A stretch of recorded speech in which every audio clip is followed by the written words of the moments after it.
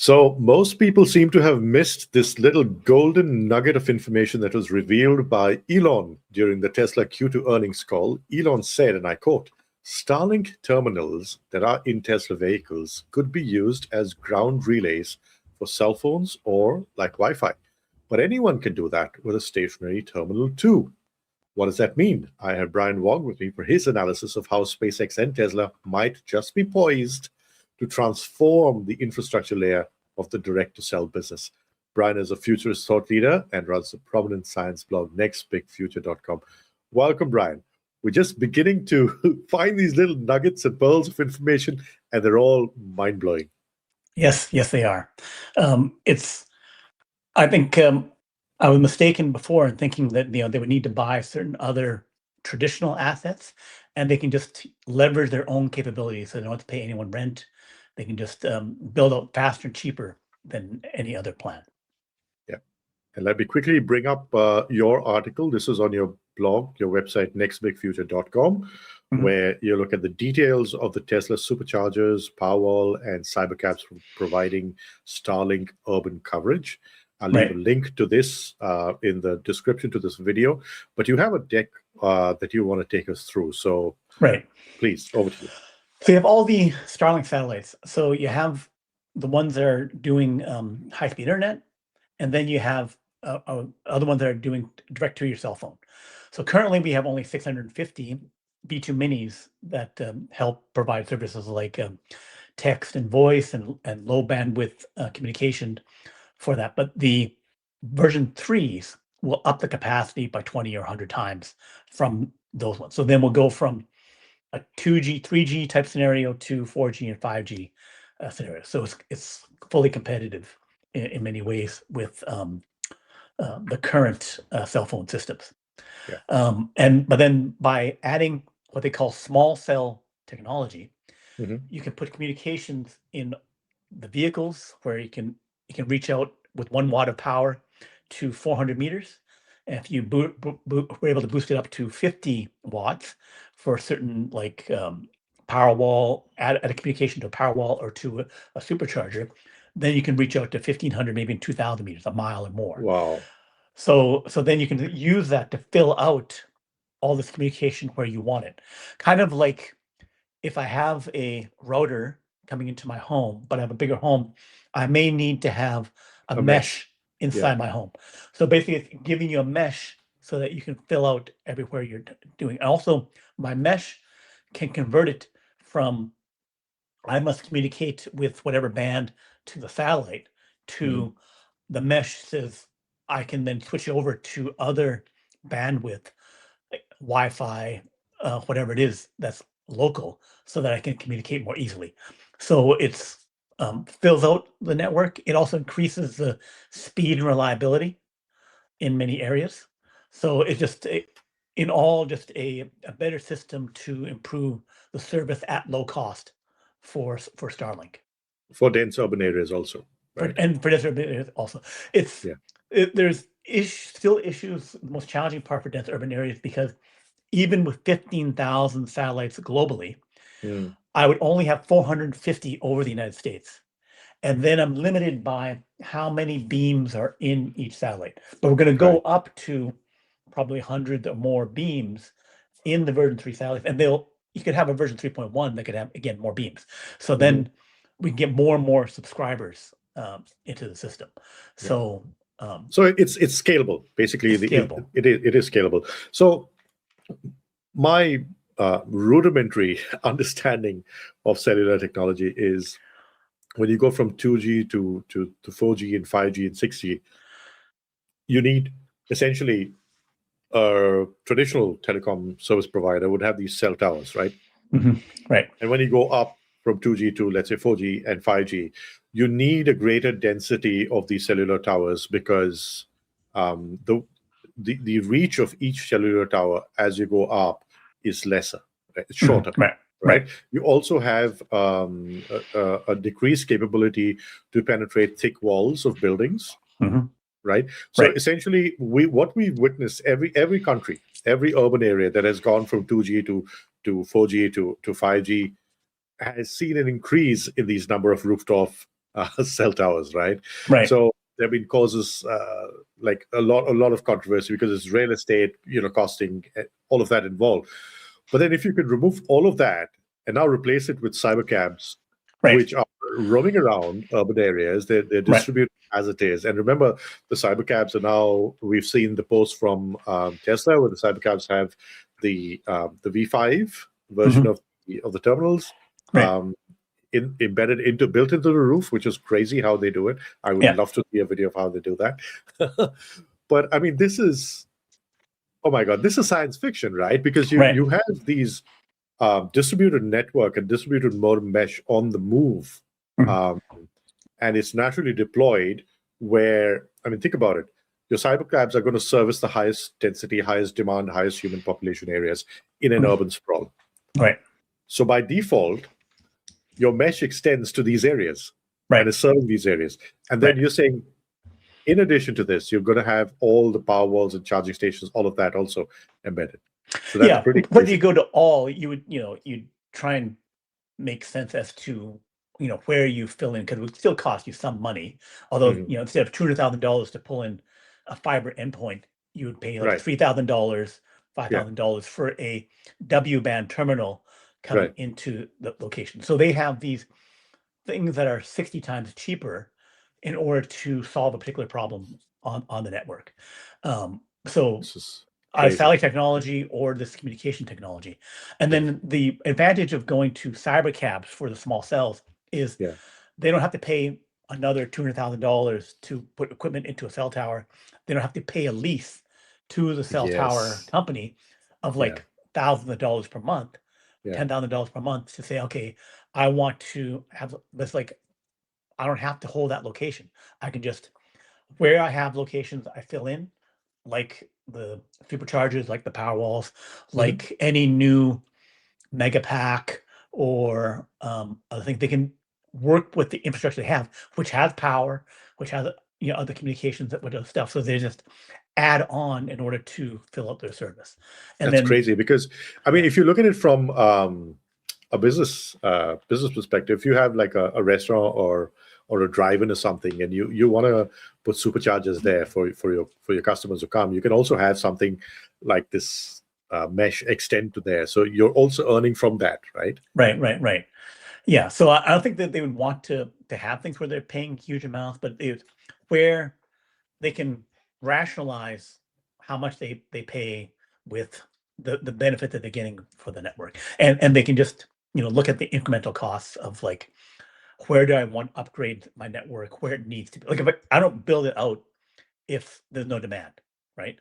So I True. only so I'll make that That's one of happen. the biggest biggest challenges, right? For traditional, like let's say cell tower companies, like Mhm. how do you map where the demand is, Yeah, right? And it's yeah, I mean, beyond the point, you're taking a risk by extending your cell tower network, but right, here you're getting data in real time. right. That's correct. Cool.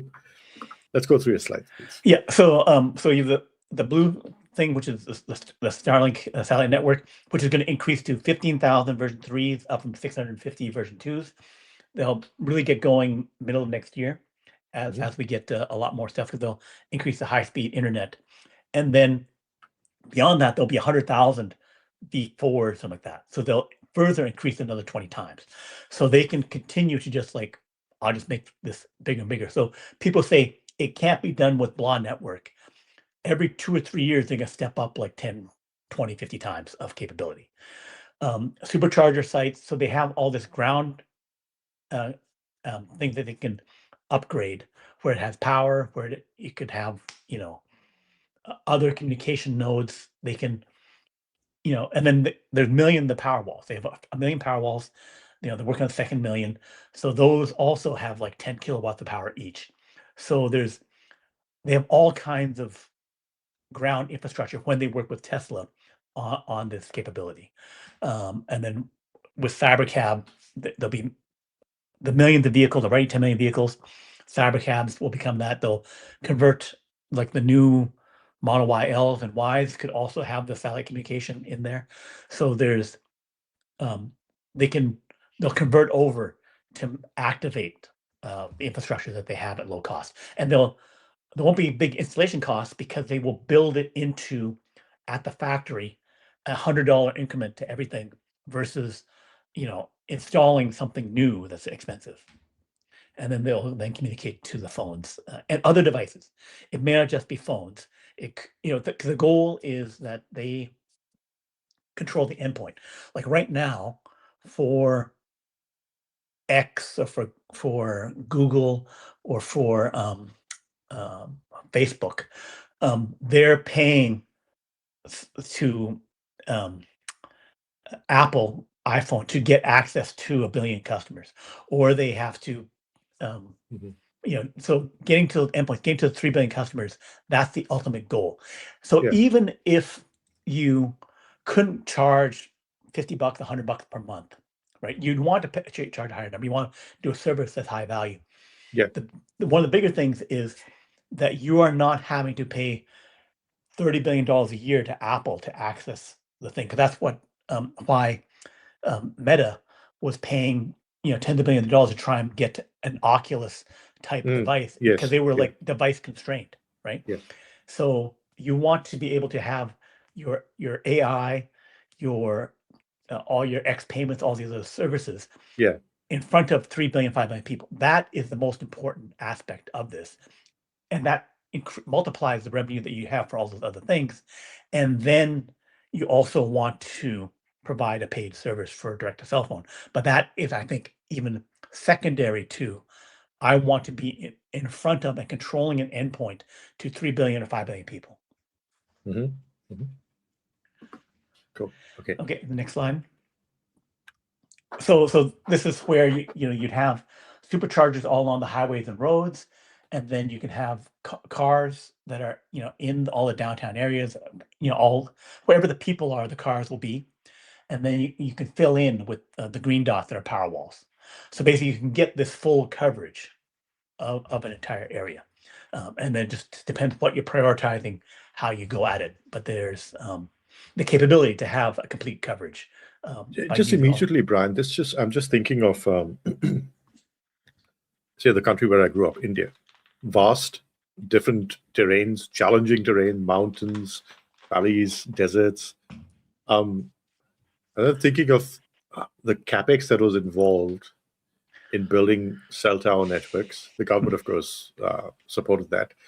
But also, there were private companies like Reliance that got into the fiber, laying fiber cables all over. And that just cost hundreds and thousands of crores of rupees, right? Like literally billions of dollars over a period of time.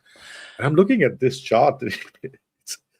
This is crazy because this transforms that entire infrastructure business, and it does it in such a cost-efficient manner that you deploy capital for this only where you are serving humans.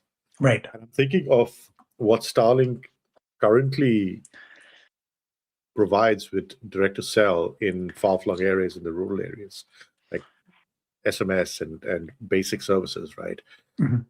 And then you augment that with the V3 satellites in the Starlink constellation, and then that you literally have direct-to-cell streaming and all of that. But then it's such a more cost-efficient way to build infrastructure, and it just I don't know, it blows my mind because it feels like this was preordained, Right. And it's so simple and elegant to look at it, right? Right.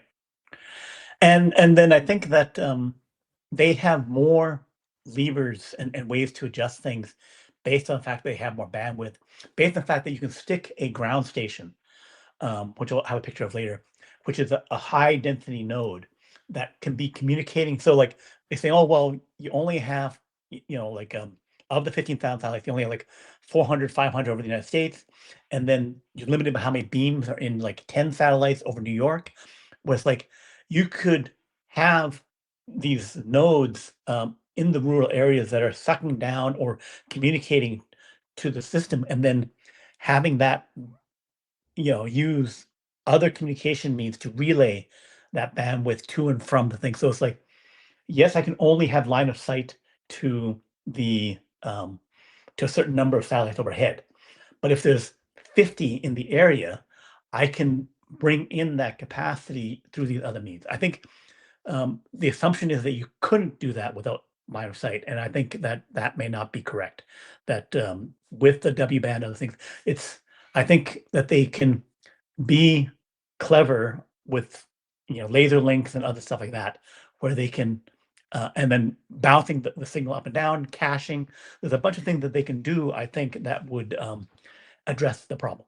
And also just more simply just tossing up more and bigger satellites with more beams and stuff like that. They can just like brute force it. But I think that there's more things that they have that they can do. Oh, I'm sure they have so much more rolled up their sleeves. Right. Okay, next slide. Yeah, so this is going to that 400 meter, 1500 meter range. It's based on power, 1 watt versus 50 watts. And then, having a well-set supercharger, you can get like really good range out of it. And the thing is, you don't have to solve everything, because a highway-only system, that would be great for a trucking problem. And there's like business and other things where, you could address it. Also, it's like like back when we didn't have as great coverage, like when the older Sprint or other networks, where it's like not as good as Verizon, right? They had highway coverage, right? So they can get to great highway coverage and great other things by using superchargers. So having these regional corridors and stuff like that gets you, a significant monetary benefit, like hit markets first and then fill out the network. So you will get to complete coverage, you will get to whatever, but you will along the way be able to get the most profitable, the best businesses first. Yeah, absolutely. Yeah. So then the costs, there's all these other costs for traditional, nodes, cell towers, other things, where it can go to $70,000 for the first year, and they can. Well, I think $4,000 to $10,000 is something that in the near term, 1 year, 2 years, that SpaceX with Tesla can do, and then if they're clever about it, they may be able to do even better with that, with mass production and those kinds of things. So again, they have a lot of scaling capacity that changes the game, where it's like 10, 20 times cheaper than what the other guys are doing. Next slide. And then, based on how many beams you have, which we need to figure out, you can get more and more subscribers. So the people who say that, there's some limitation to that, as they fill this out, getting subscribers per beam, and then how they offer the services, they can get to hundreds of millions of people, globally, and maybe even 100 million in the United States. And so this W band thing, it changes the game in terms of like how much density. It's like, oh, we can't get to however many gigabits per second without fiber and like that. It's like the W band changes that situation. So then, can you get to 5G in the urban areas? And then I think there is a solution there. The details of which need to be looked at, on a technical basis, which I can do, but you're kind of like in the zone where you could get to a lot of coverage.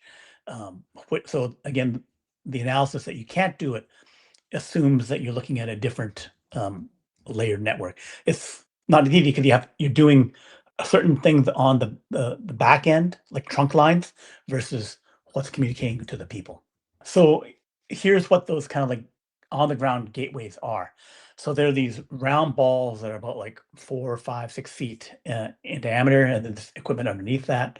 And so they have these really expensive ones for like really hardcore 10 gigabit per second type things.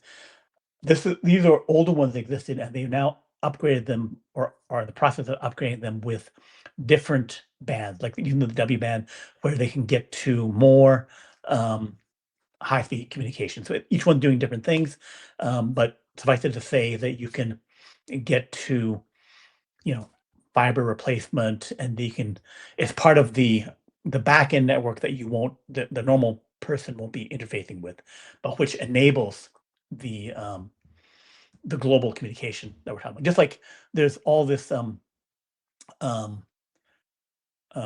CDN, like content distribution networks, where you have companies like Apache, where they're caching all the internet, and there's this layer of efficiency that you don't normally see, but you experience with the internet. Next slide just shows this. These are on rooftops and other places. So go to the next slide, showing what it looks like on the roof.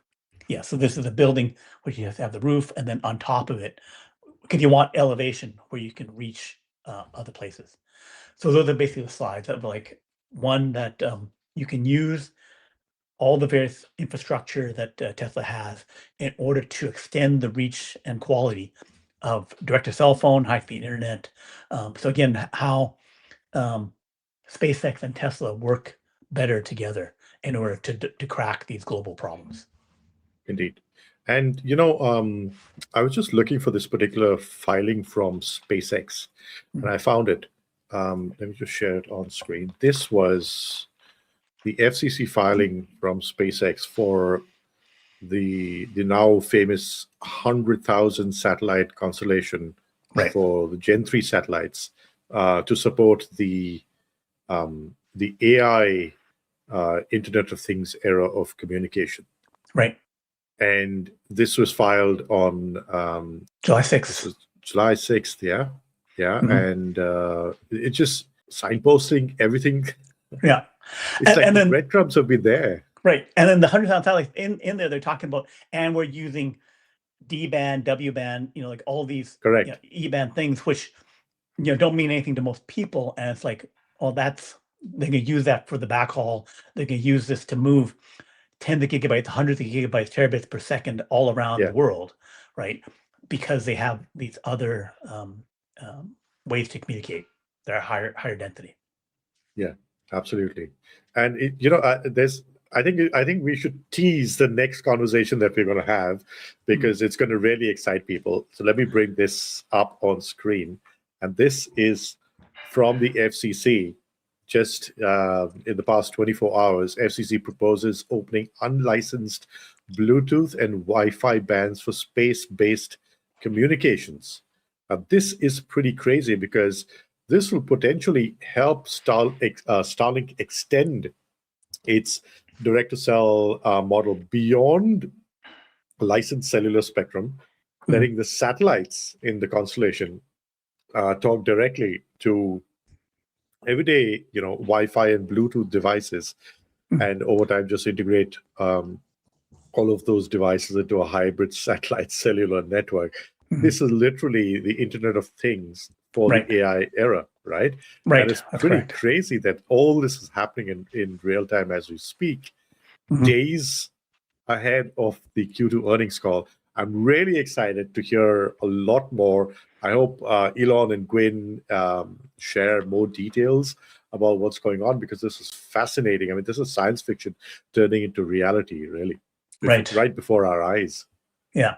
It'll be a entire, global communication system reaching every square meter of the planet, where it's like have communication going everywhere.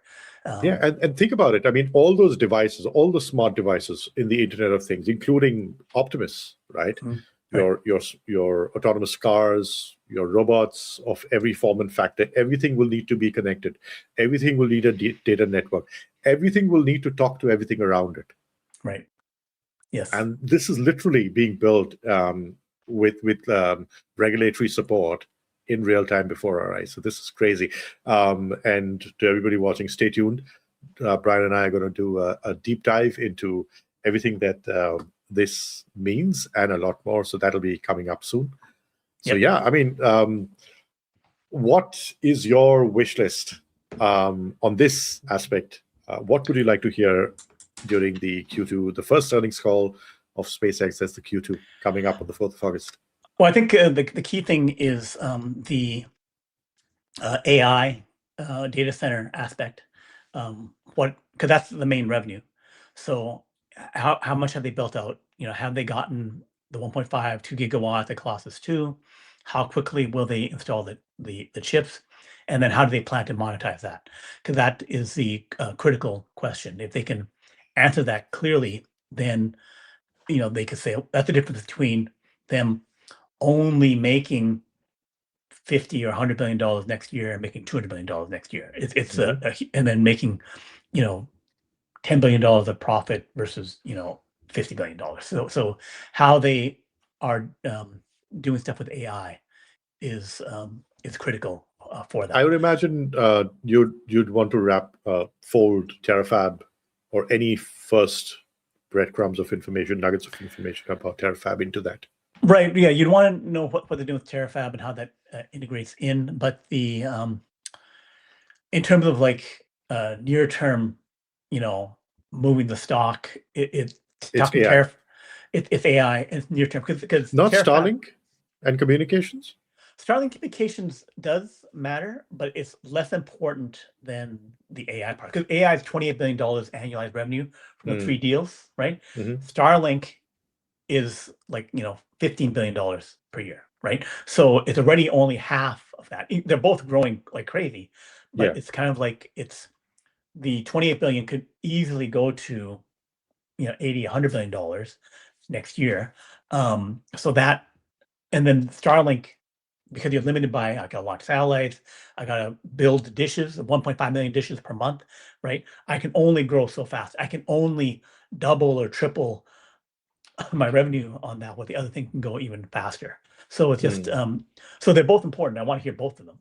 And also like what, like they should describe, here's our small cell zone plan, and here's how that works, that scales out, because they may announce something like we need to buy blah in order to make this go faster, right? Or we need to deploy these things, and what will be the deployment. I'm not anticipating them to give that details because on the direct-to-cell phone, it's difficult to understand. It would be tough for them to make giving them, say, hey, we're going to do some actually a relay point. They mentioned that in the Tesla call. It's like for me to unpack that and to figure that out. Especially for Wall Street.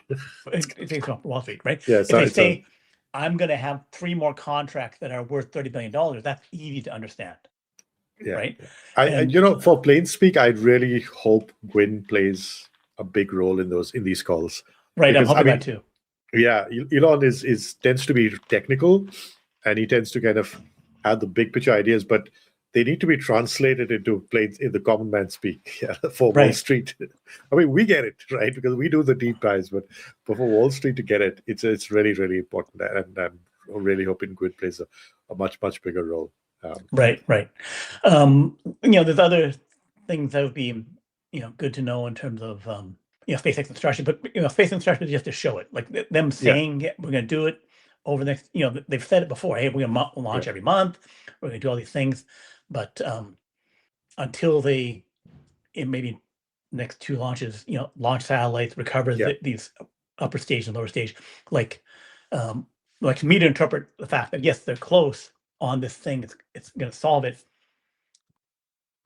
Other people disagree. They can say, "Oh, well, I don't believe it didn't happen." So then they have to. It's more like a show and tell. I mean, you show, you don't need to tell. Right. You show what you don't need to tell. It speaks for itself. Yeah. Of course, Brian and I have done a deep dive on his thoughts on the cadence going up to 1,500 launches in 2028. So that's going to be really fascinating to see. I will link that at the end of this video, so please do check it out. But for now, thank you so much, Brian. Always a pleasure to pick your brain, and I'm looking forward to the next chat about the FCC post, because it's a rabbit hole. Could be a wormhole. It could take us to a whole new future. I think it will. But for now, it looks like a delicious rabbit hole to go down. So thank you. Looking forward to the next. Okay.